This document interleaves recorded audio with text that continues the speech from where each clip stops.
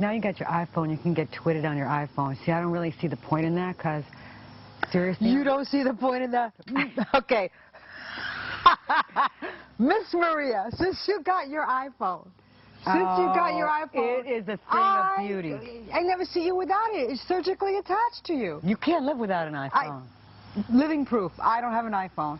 And I don't think I want an iPhone. You do. Why? Because I think you covet mine.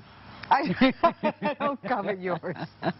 I don't covet yours. But I do just to shake my head when I see you doing it in the oddest places. Your iPhone has replaced your cell phone, and I resent it. And I'll tell you why.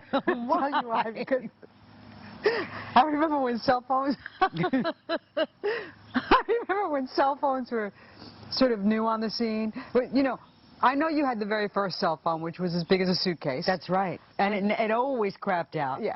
And then when cell phones started getting smaller and more people started using them, they were still expensive, so a lot of people didn't have them.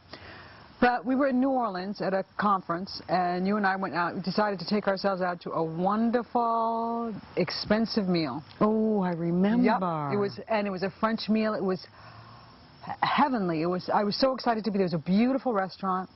We ordered. We sat down, and your cell phone rang. Okay? And I know what you're going to say. You ordered, you answered it. The food came. I proceeded to eat, and you proceeded to eat, and you talked through the entire meal.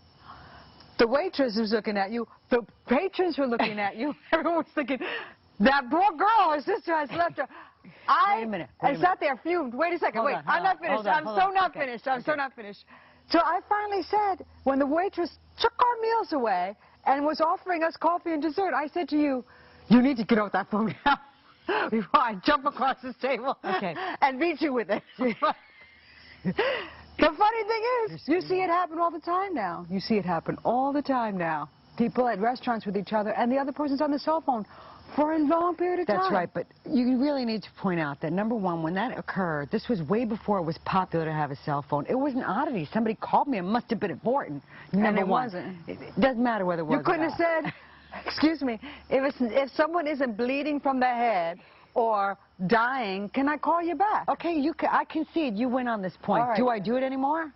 Now you use your iPhone. That's my point.